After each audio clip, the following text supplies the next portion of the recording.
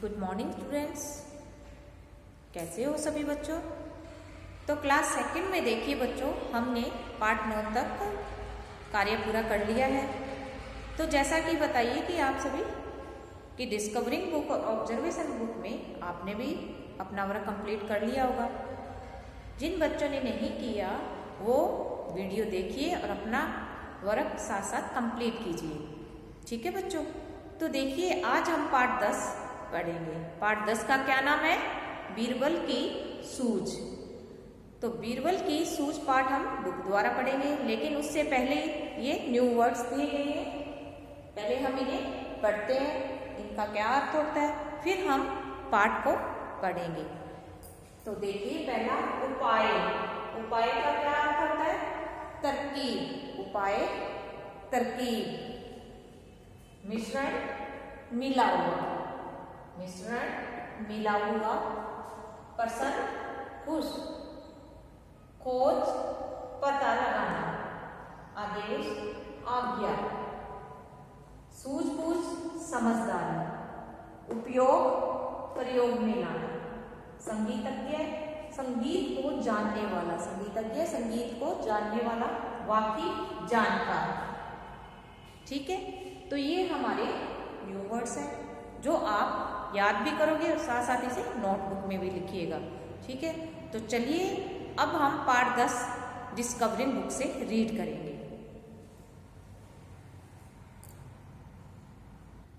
ये देखिए बच्चों, मैं पहले आपको कुछ चित्र दिखा रही हूँ। आपकी डिस्कवरिंग बुक में ही ये चित्र दिए गए हैं। पहले आप इन्हें देखिए, फिर पाठ पढ़ने के बाद आपको पता चलेगा ये कौन कौन है, कौन अकबर है, कौन बीरबल है, ठीक है। तो इसे ध्यान से सुनिएगा और आप भी साथ साथ मेरे साथ रीडिंग लगाइएगा। यह भी जाने, पहले क्या है? यह भी जाने। पार्ट 10 बीरबल की सूझ। बीरबल अकबर के 9 रत्नों में से एक थे। बीरबल अकबर के कितने रत्नों में से एक थे?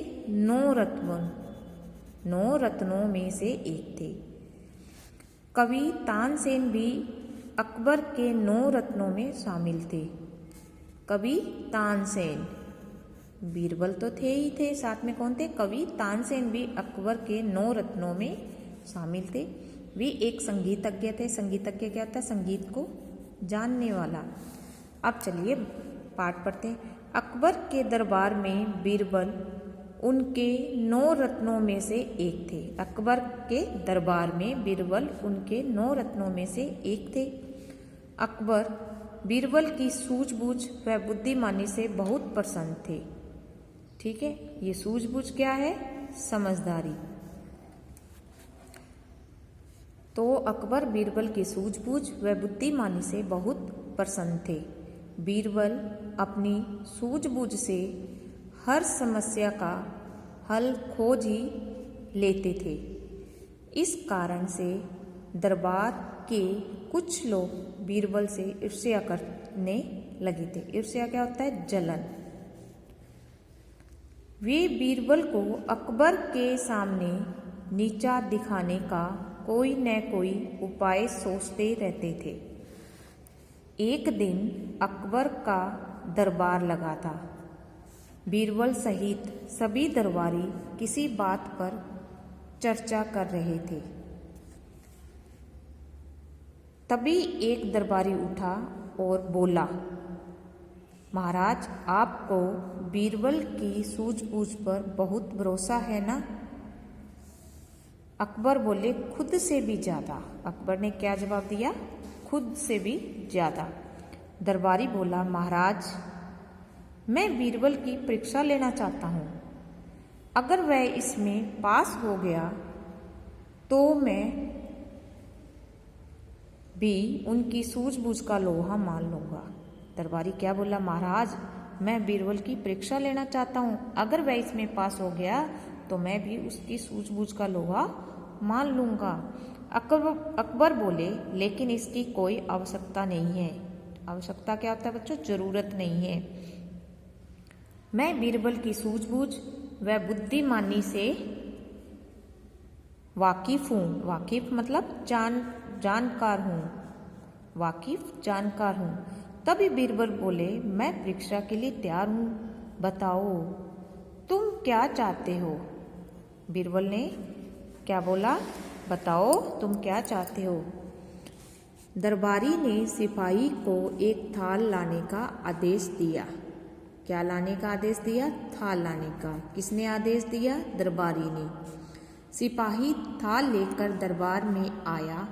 दरबारी ने सबको वह थाल दिखाया और बोला, तो सुनो, इस थाल में रेत और चीनी मिली हुई है। कि इस थाल में क्या मिली हुई है, रेत और चीनी मिली हुई है। तुम्हें पानी व छलनी का उपयोग किए बिना रेत और चीनी को अलग अलग करना है। इसके लिए तुम्हारे पास सिर्फ 1 दिन का समय है। तो देखिए, दरबारी ने सबको वह थाल दिखाया और बोला, तो सुनो, इस थाल में रेत और चीनी मिली हुई है और तुम्हें पानी व छलनी का उपयोग भी नहीं करना। और उपयोग नहीं करना तो कैसे करोगे, कैसे बीरबल ने किया होगा, आगे बढ़ते हैं। अकबर बोले, ये ठीक नहीं है, इतनी जल्दी ऐसा करना संभव नहीं है। अकबर क्या बोले, ये ठीक नहीं है, इतनी जल्दी ऐसा करना संभव नहीं है। क्योंकि 1 दिन का ही समय दिया गया था।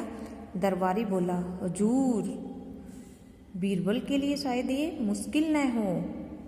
बीरबल भी बोले, बिल्कुल नहीं, अभी मुझे यहाँ से चलना चाहिए। हम सभी कल पास वाले बाग में मिलेंगे। यह कहकर बीरबल दरबार से चले गए। अगली सुबह कुछ दरबारी व अकबर पास के बाग में जा पहुँचे। बीरबल वहाँ पहले से ही मौजूद था। बीरबल ने रेत व चीनी का मिश्रण जमीन पर फैला रखा था।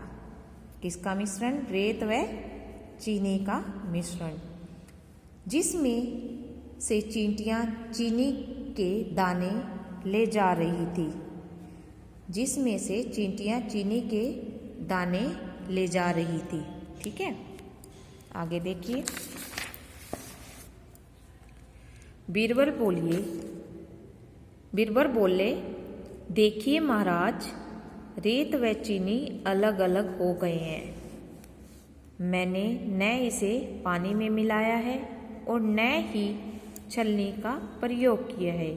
चीनी के दाने चींटियाँ ले जा रही है और रेत शेष बच गई है। बीरबल की सूझबूझ देखकर महाराज बहुत प्रसन्न हुए। दूसरी ओर वह दरबारी सिर झुकाकर खड़ा था।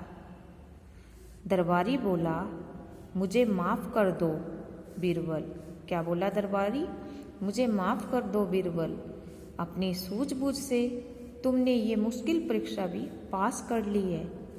अकबर दरबारी से बोले, हमें हमेशा दूसरों के अच्छे कार्यों व सूझबूझ की प्रशंसा करनी चाहिए, न कि उनसे ईर्ष्या करनी चाहिए। प्रशंसा क्या होता है, तारीफ करनी चाहिए, और न कि उनसे जलन करनी चाहिए। ठीक है, तो बच्चों, कैसा लगा आपको अकबर और बीरबल का ये पाठ पढ़कर। ये देखिए, इस चित्र को देखिए आप। चीनी और रेत का ये मिश्रण नीचे रखा हुआ है। कुछ चींटियाँ इस चीनी के दानों को लेकर जा रही है। यहाँ पर चित्र ये दिखाया गया है और ये दरबारी सिर झुकाकर खड़ा है। ठीक है, तो इस दरबारी ने ही कहा था कि रेत और चीनी का अलग अलग करके दिखाइए, ना बिना किसी छलनी के। ठीक है, और ना ही पानी का प्रयोग करके।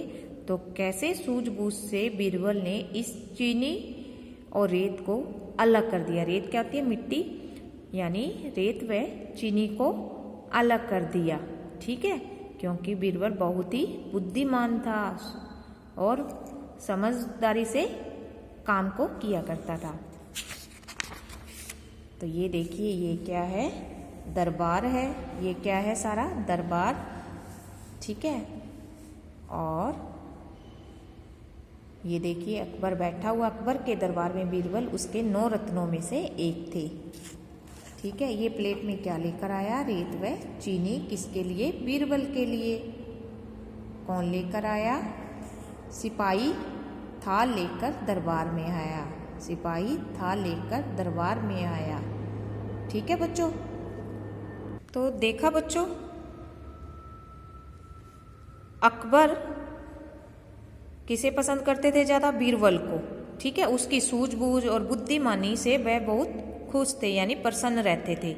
लेकिन दरबार में कुछ लोग ऐसे थे जो उससे ईर्ष्या करते थे, मतलब जलन करते थे। ठीक है, क्योंकि अकबर उसे ज़्यादा पसंद करता था। अकबर किसे ज़्यादा पसंद करते थे? बीरबल को। तो कुछ दरबारी बीरबल से जलने लगे थे कि अकबर इसे ही समझदार मानता है। तो कुछ दरबारी इस पर जलते थे। तो एक दिन दरबारी ने क्या कहा कि मैं बीरबल की परीक्षा लेना चाहता हूँ, अगर वह इसमें पास हो गया तो मैं भी उसकी सूझबूझ का लोहा मान लूँगा। लेकिन बीरबल बहुत ही बुद्धिमानी और समझदार दिखाया गया है। तभी तो इसने क्या किया, बीरबल ने चीनी और रेत को दिमाग लगाकर जड़ से अलग कर दिया। ठीक है बच्चों, आपको ये पार्ट पूरा डिस्कवरिंग बुक से पढ़ना है। और ये देखिए न्यू वर्ड्स जो मैंने आपको आज बोर्ड पे करवाए हैं, तो इनको याद भी कीजिएगा और साथ साथ लिखिएगा, अपनी नोटबुक में भी लिखिएगा। ओके, ठीक है बच्चों, तो आज हमने ये पार्ट रीड किया है, आप भी अच्छे से रीड कीजिए। ठीक है, ओके।